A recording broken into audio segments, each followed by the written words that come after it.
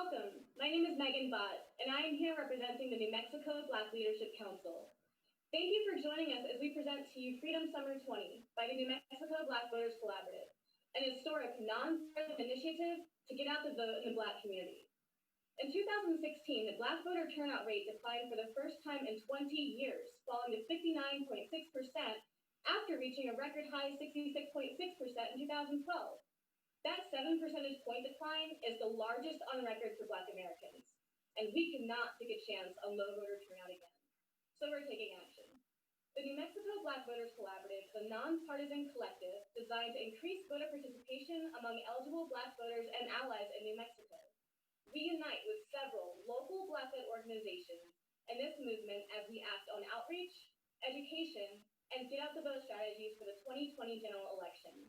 We present to you our campaign, Freedom Summer 20. We call it Freedom Summer 20 in recognition of the historic fight for our right to vote and be seen as equal citizens in Freedom Summer of 1964. On this day, August 22nd, in 1964, Fannie Lou Hamer testified before the Credentials Committee in the Democratic National Convention.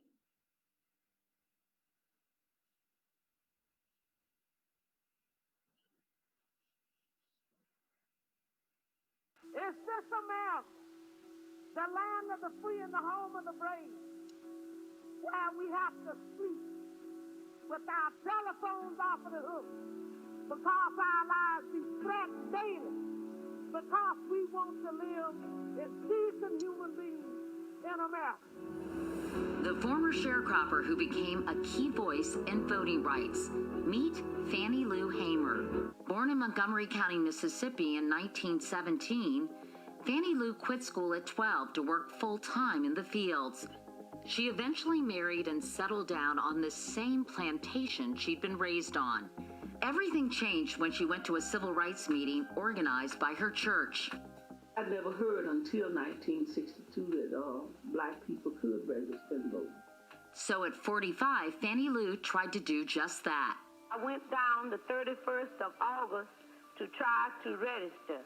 And after I had gotten back home, Mr. Marlowe told me that I would have to go down and withdraw my registration or leave because they wasn't ready for that in Mississippi. She made her choice. As soon as I was fired from that plantation, I started right away then working on voter registration. In June of 1963, she was arrested in Mississippi when the group she was with was refused service at a cafe. Once she was in jail, a state highway patrolman instructed 2 inmates to beat her. He used a curse word, and he said, "We're going to make you wish you was dead." She was left with permanent eye and kidney damage, but her resolve never wavered. By 1964, she had helped register 64,000 Black Americans. Fannie went on to join forces with Martin Luther King Jr. and even spoke at the 1968 Democratic Convention. The next year, Fannie Lou founded the Freedom Farm Cooperative to support Black farm workers in Mississippi. For the next 8 years, that would be her focus until she lost her battle with breast cancer in 1977. But Fannie Lou Hamer will be forever known as a woman who never stopped fighting for her rights and the rights of so many of her fellow Black Americans. Your freedom is shackles and chains to mine. And until I am free, you are not free either.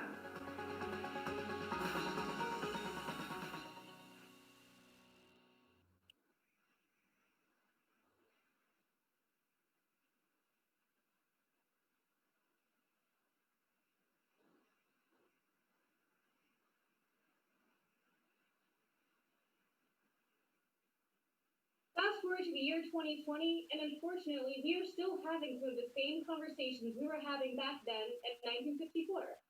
Around the U.S., voter suppression is still prevalent. Fortunately, we live in the state of New Mexico, where we have the support and encouragement to vote and to vote safely. The New Mexico Black Voters Collaborative is here to help make it happen. And now a message from Secretary of State Maggie Toulouse-Oliver.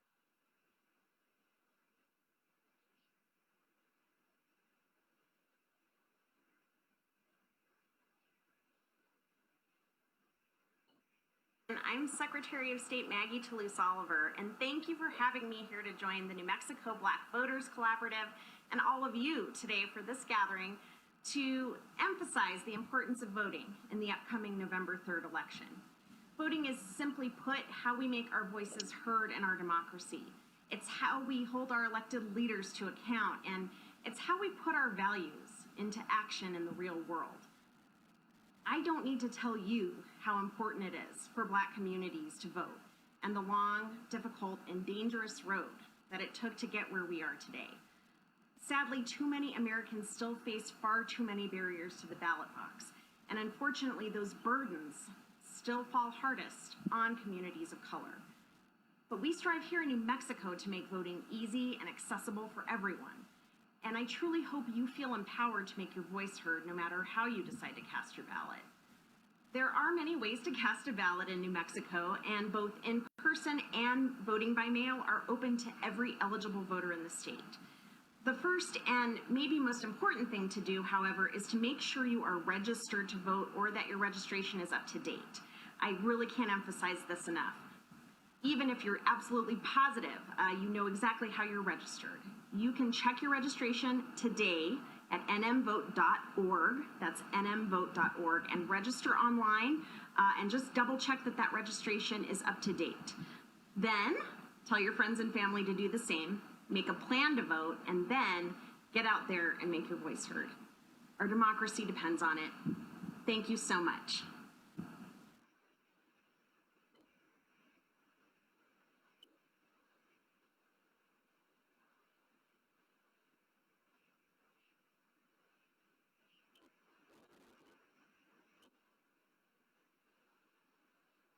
We have some incredible leaders in the Black community joining us today, to include Dee Dee Sanders, current president of the local chapter of Alpha Kappa Alpha sorority, also a member for nearly 38 years. Brandy Stone, director of University of New Mexico's African American Student Services. Mr. Joseph Cotton, state NAACP president, as well as the Hobbs Branch president. Ms. Pamela Herndon, president of KWH Law Center for Social Justice and Change. And who better to begin with than Mr. James Lewis, the first African American in New Mexico to be elected to a statewide office as New Mexico State Treasurer, now retired. Welcome, Mr. Lewis.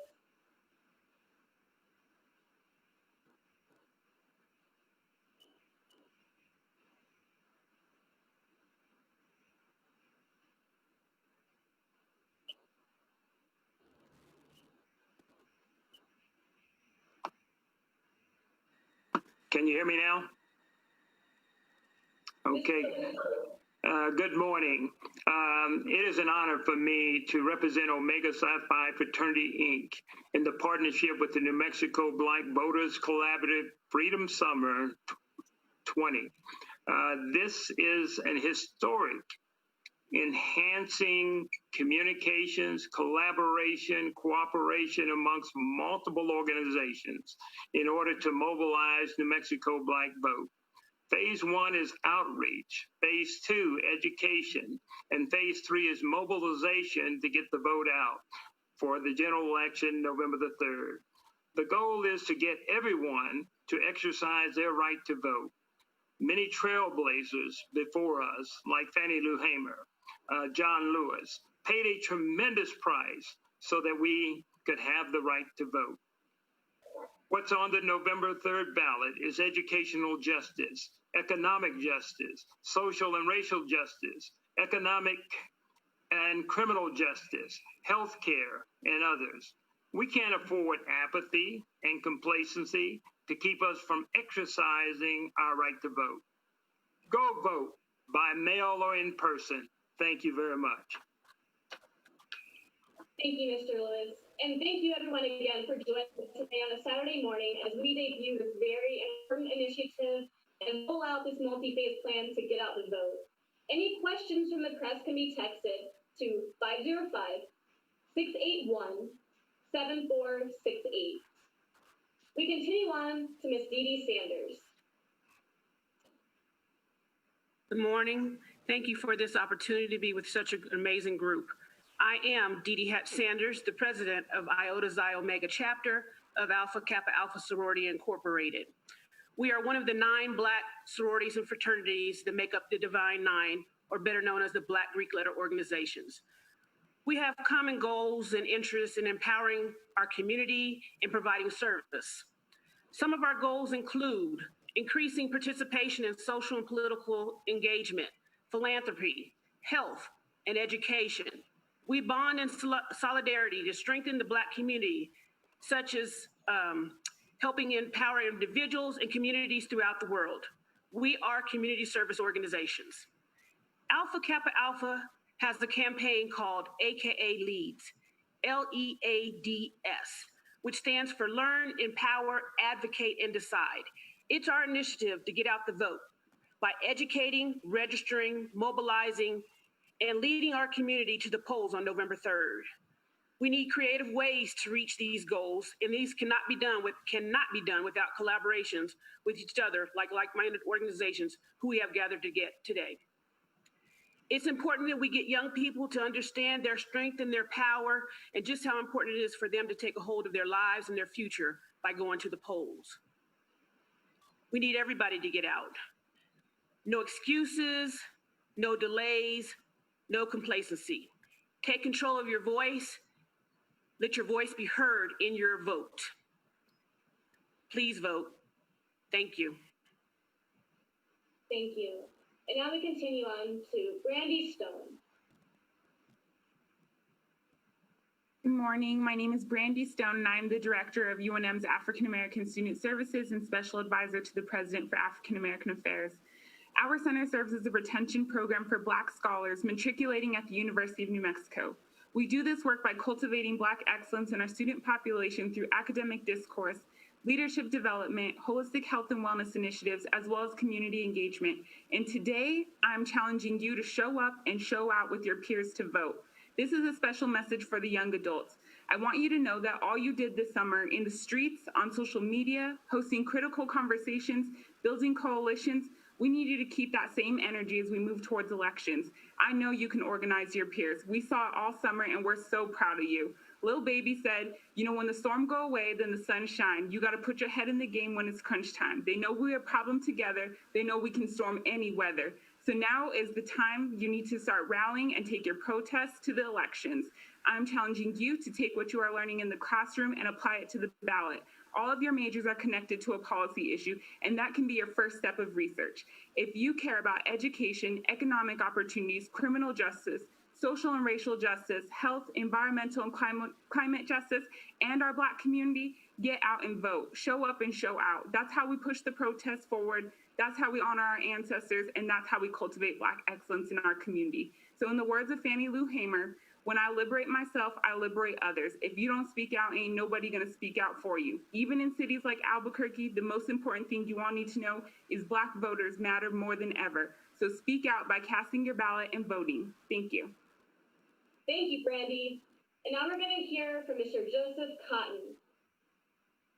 Good morning, and thanks for the invite. What an honor to be here. I'm honored to be able to represent the local NAACP, 111 years old, the oldest civil rights organization in the world. Voting is not only a privilege, but a power. We must enact on that power. It was a century ago when the 19th Amendment was ratified, granting women the right to vote.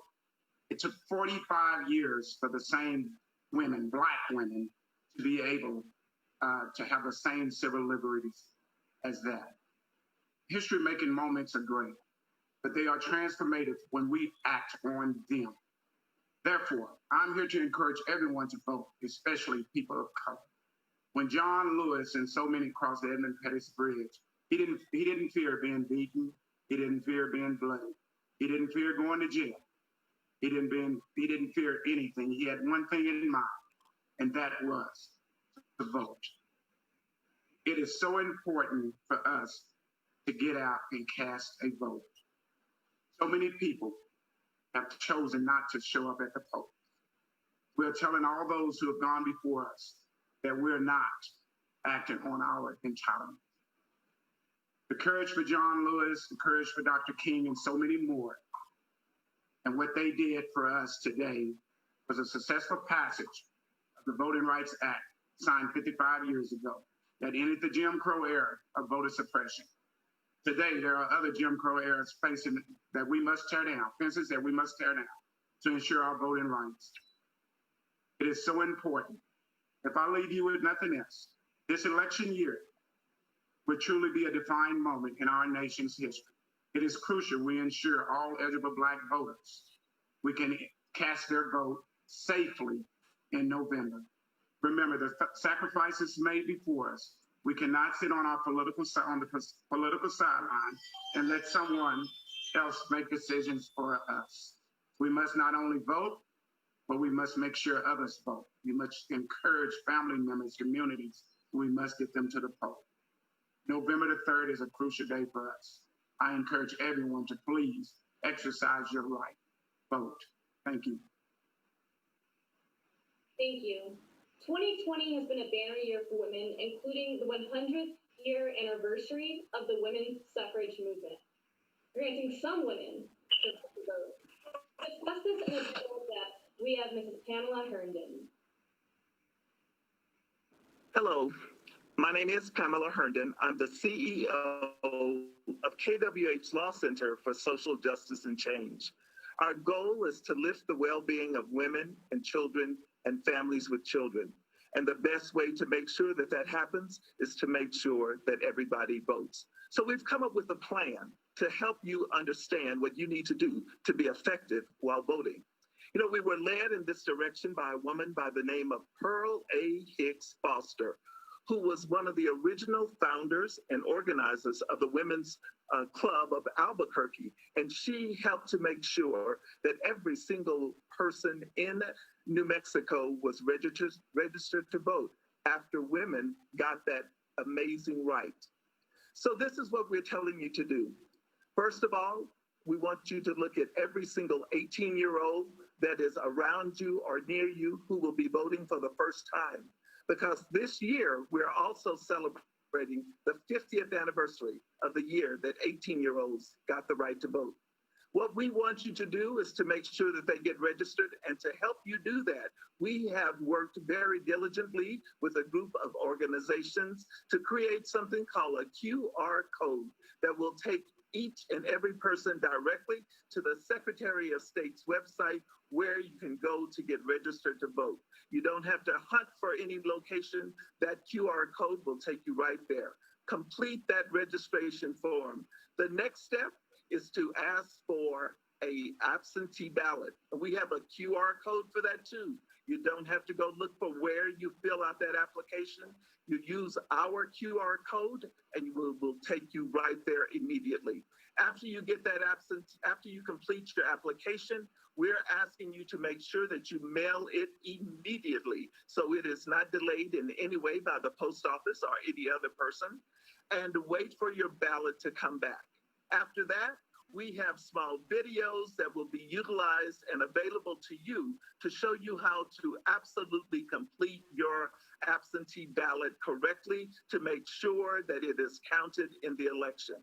And then we're asking every single person, put this date on your calendar. Make sure you mail that absentee ballot by October 23rd. We want to have plenty of time for it to get to the polls, to get to the Secretary of State's office, wherever it's going to go to be counted. And if you cannot mail it by the 23rd, walk into a polling station or to a special location where ballots can be dropped that are being set up, particularly in Bernalillo County, for receiving those ballots. So that's what it is. It's a 3-step process. Get registered to vote. Make sure that you request the application, complete the application, mail it, send that ballot back in, and make sure that you complete it correctly. With that, I can assure you that you will make a difference not only in your life, the lives of women around you, the lives of children, but every single person in your community. Call us if you need help. We are here at 505-205-0868 to make sure that you are registered. And thank you. Thank you, Ms. Pamela Herndon. Thank you again, everyone, for joining us today on this Saturday morning for this very important Get Out the Vote initiative that we are debuting. I'm going to toss things over to Ms. Catherine McGill, founder of the New Mexico Black Leadership Council and pillar in the Black community. Catherine? Thank you so much, Megan. We've appreciated having you guys on this brief Facebook Live event that we're doing today because we recognize the importance of getting everyone out to vote. We have a lot of things going on, competing priorities with this pandemic, and we know that people are thinking about a lot of things, but we want you to make sure that you remember to vote. Also, if you haven't filled out your 2020 census, we've been talking a lot about the census. It's so very important. Every single sentence when we're talking about distribution of resources begins with, according to the 2020 census or according to the 2010 census. It's important for us as Black people to get out and to respond to the 2020 census. It's also important for us to exercise our civic duty for voting. We did this on a Saturday, not normally the day that you do a press conference, but we did it on Saturday because this is a historic day in our community when Fannie Lou Hamer was able to sit before the Credentials Committee and challenge America. She said, "Is this America, the land of the free and the home of the brave?" We want to prove that we're powerfully here, and this is an opportunity for us to bring back on all the panelists for us to answer a few questions before we end this session on Saturday morning. I'm so grateful that you took time out of your Saturday to be here with us today. I want to thank Megan Bott, who's the communications manager here at the New Mexico Black Leadership Council, for her leadership in putting all this together today. And we want to bring back on the panelists so that we can answer a few questions. We did have some media texting me with a couple of questions that I want to shoot out to some of the panelists. This is a busy day. The Civil Rights Commission is meeting today. There's unfortunately a fire in Albuquerque, but I got a question from a reporter. This is Phil Casals from the Santa Fe New Mexican, who's listening in today. And what he's asking us, he says, what are the major obstacles to mobilizing the Black vote? Is the first question. And I guess I'd like to shoot that out to James Lewis and maybe to Joseph Cotton to talk about what you feel the major obstacles are to getting the Black vote out for the Santa Fe New Mexican. James, we'll start with you.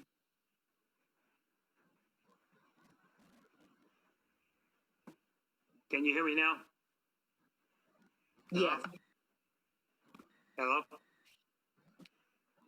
We can hear you. Okay. Mr. Casals, I guess my response to that is a couple of different areas.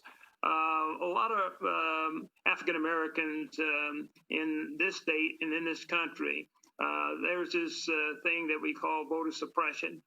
And if you look at history, it has gone on and on. Right after emancipation, we had poll tax, we had literacy.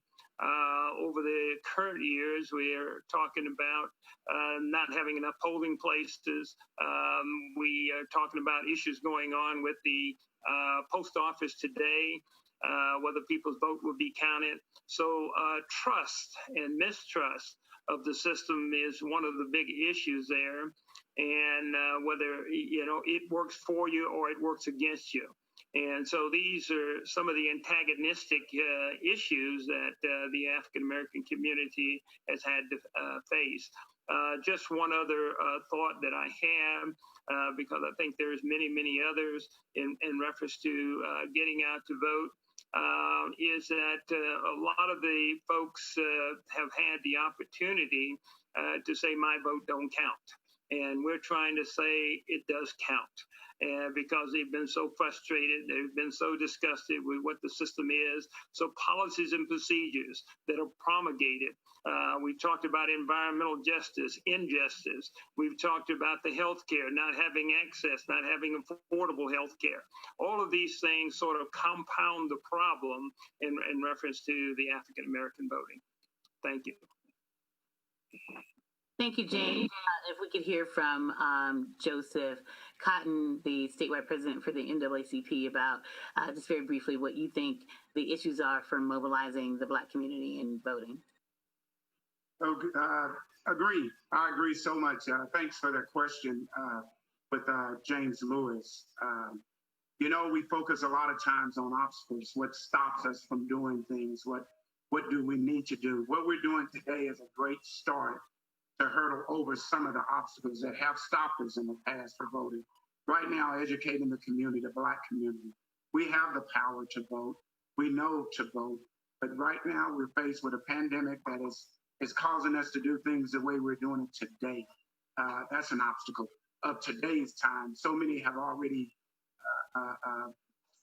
hurdled these things. So right now, what I'm seeing and what we're planning on doing as an organization and in this community is making sure that we educate our community, that we educate the Black community, the young kids, get young people involved, letting them know how important, and we got to get this myth out of our heads that our vote don't count. Nothing's going to change. Well, you're absolutely right. Our vote don't count if we don't cast it. Nothing will change if we don't vote.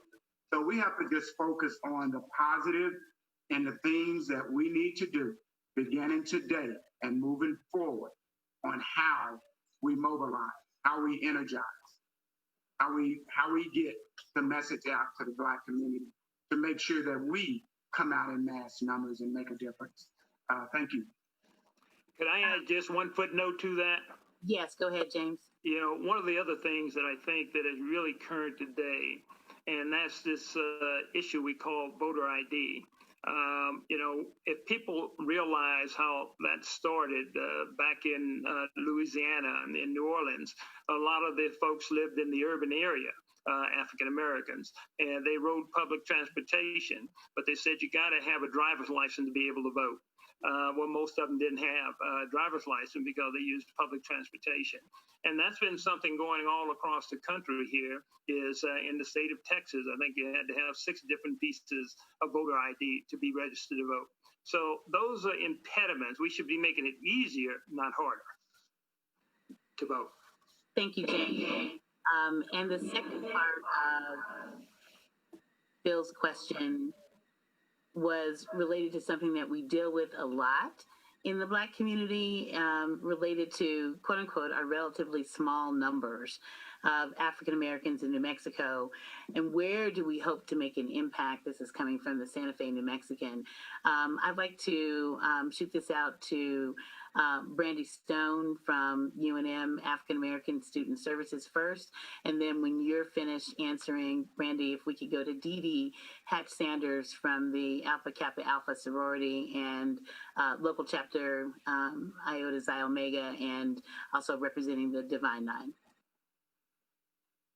Thank you for the question. Well, I think one of the big things we have to recognize is that we have a lot of state institutions, collegiate institutions, and so we really need to mobilize and engage all of our collegiate student population between the ages of 18 to 24, even I would say 18 to 30.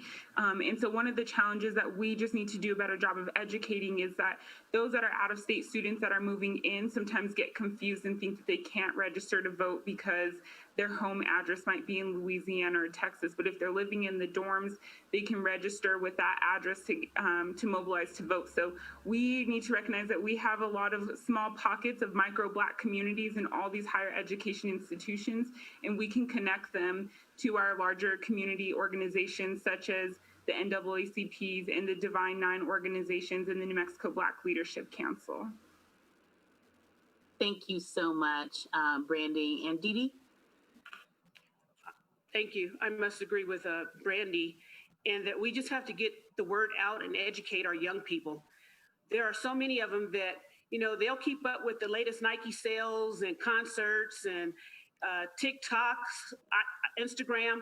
We need them to take the interest in the policies, those things that are going to make a difference in their lives, and that's going to impact them and their families. So we need to get the word out through our different organizations. Although we are a large state spread out all over, there are different organizations there are different pockets that can reach these young people, reach the Black communities, and help them to get out to vote. if they need help with getting on the computer to request those absentee ballots, getting people out to reach them so that we can get them out and get their vote in. Thank you so much, Dee Dee. And I would say that the New Mexico Black Voters Collaborative is our effort to have a communications network infrastructure and to mobilize the Black community so that we have a collective impact. People can call us at 407-6784 or email us at nmbvc2020@gmail.com. You're going to see some commercials coming out on cable stations about vote no matter what. We're going to use our social media platforms and these 21st century technologies to be able to get the vote out. One of the things that we talked about was our seniors and being able to do outreach to seniors who may not be on social media. And so we'll be doing some direct targeted outreach to individuals who may not be on these platforms.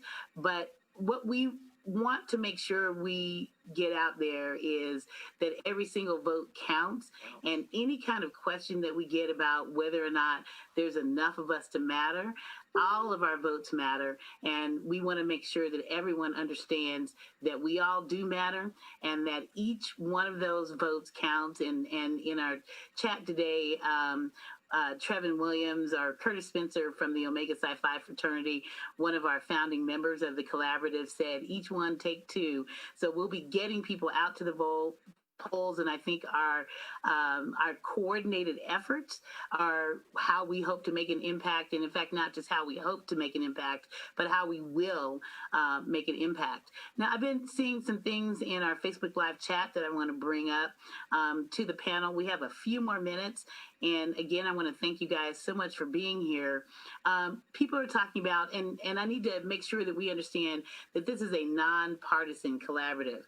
All who come without drama are welcome.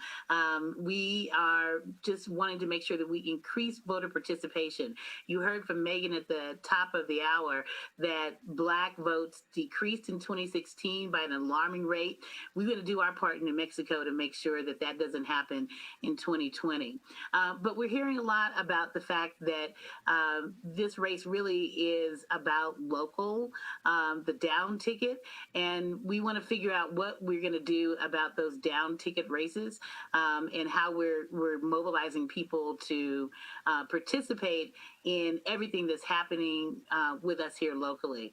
James, I'll ask you to chime in on that if you would. Well, I think that as we look at one of the things they're saying nationally, let's start at the bottom and work our way up. The average person, Anthony Downs, who was a political scientist, says information is costly. So the average person may not try to look at, and we're going to have a very long ballot this time. And they may overlook judges.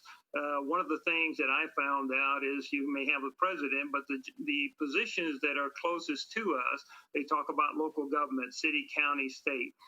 We need to understand who's running in that. We need to, if we're talking about the criminal justice system, we need to know who the judges are that are running. So those are the types of things that we are going to be educating people on so that they will be aware of because, again, for them to go do all the research themselves. The League of Women Voters, they usually have a pamphlet. The Secretary of State, the County Commission, some of these folks actually have, and I think the mayor's office is actually setting up different locations where you can go even register to vote.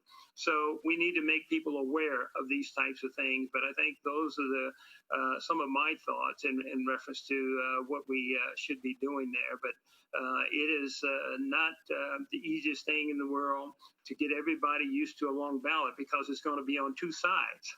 And so on the second part of that is where a lot of the judges are. And you see, like if a county race, they will vote for the sheriff because that's a high profile. But you go down ballot to the assessor, the clerk, you may see a 5,000 or 10,000 vote drop off because they don't know who the person is. So education is very key. Thank you, James. That's what the New Mexico Black Voters Collaborative is all about, is that voter education. I see some comments in the chat about absentee ballots getting rejected. Is that something that we consider to be an issue in this race? And I want to shoot that question out to Pamela Herndon. So thank you, Kathy, for that question, and whoever asked the question. One of the things that we're going to do to make sure that absentee ballots are not rejected is to provide demonstrations on how to complete those absentee ballots. During the primary election, 1 out of every 25 ballots apparently was rejected because of some reason for not completing it correctly. For example, you must remember to sign the back of the ballot. And we also need to remind individuals that if you can't get the ballot there yourself, that what you can do is you can have at least one person who is an immediate member of your family, or if you are in a living care facility, your caretaker can take the ballot to the poll for you, but they also have to sign it. So when we put together these mini videos describing exactly how to complete that ballot, everyone is going to know. And Kathy, if I may just respond in 2 more items that I think are incredibly important.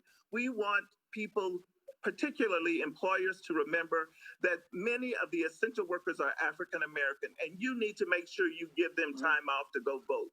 That is incredibly important, and we need to make sure that that happens. And on this call, we are challenging every single pastor of every single church, because the church is a major part of the African American community. You call every single member in your church one by one. Are you registered? Get registered to vote. And if you don't know how to do that, call somebody on this Zoom call today, and they will show you how to do it, because there's no reason for it not to happen. And the last thing, Kathy, is that Black women vote, and they vote and regularly. So if we look at the fact that more than 50% of the Black population is comprised of Black women, they are going to vote, and they will vote in a block. And it only takes one vote to win. So we're going to say every single Black woman is going to vote. And that one vote, that block of votes, is going to take people who stand up for social justice and change and for against discrimination, will be the way in which people will learn that that's the best way to use their vote.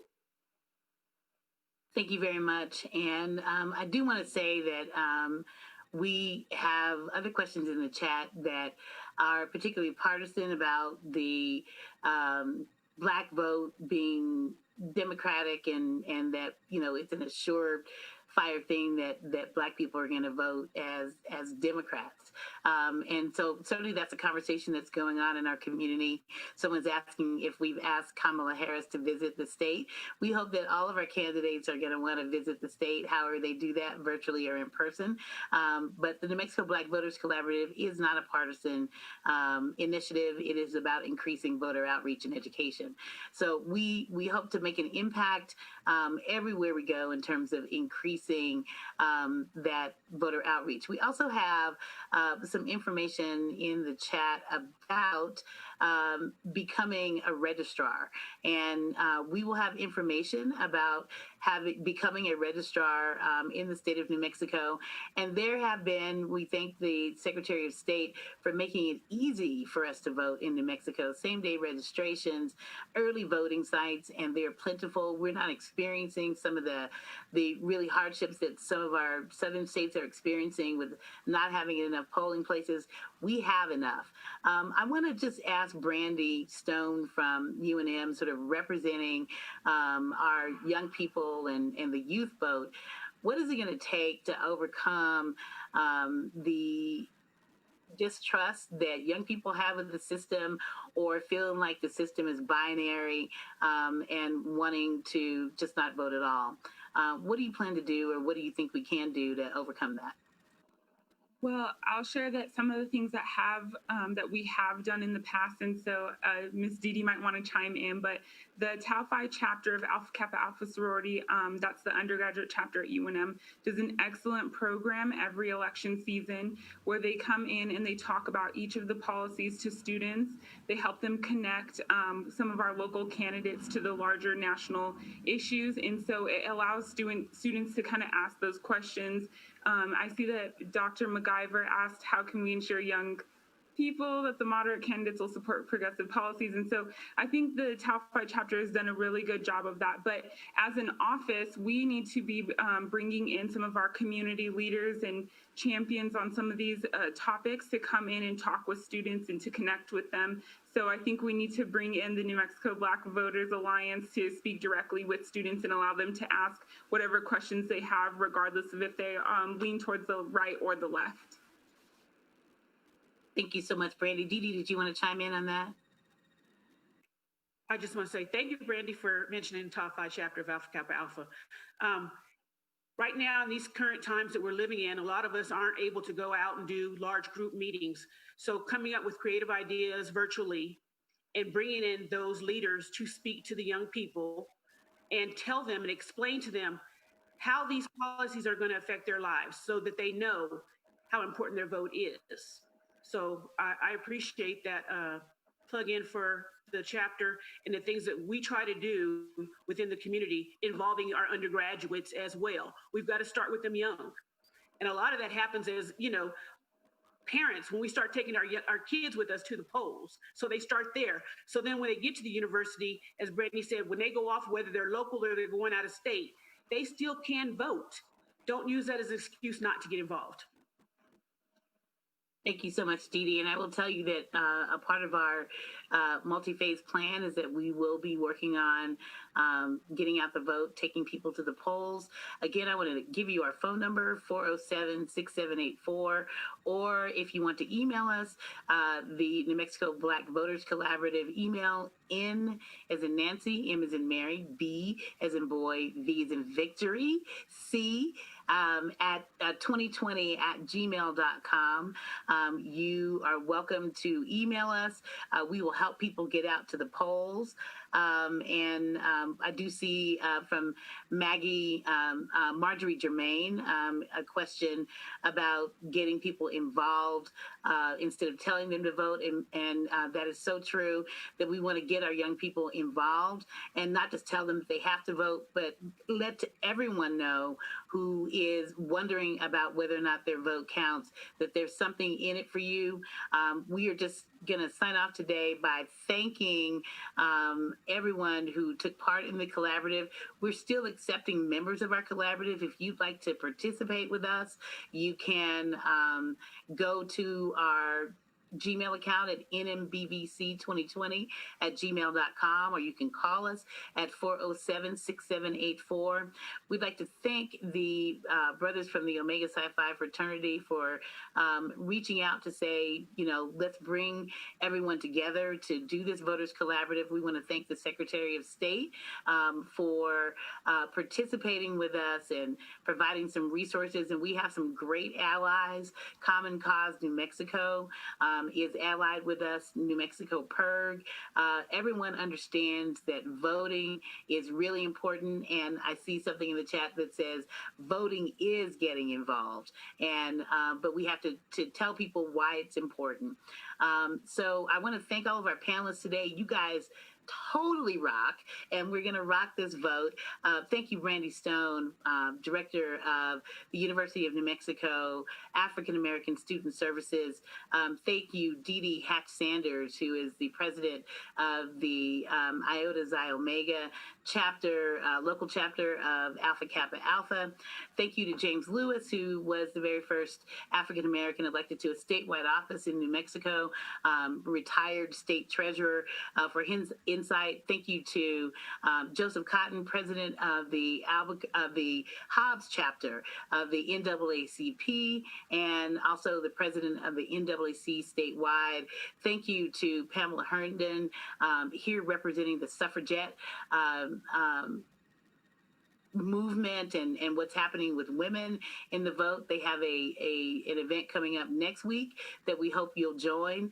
There's a whole bunch of events coming up, but Pamela Herndon from KWH Social Justice Center, and also representing the Albuquerque branch of the NAACP.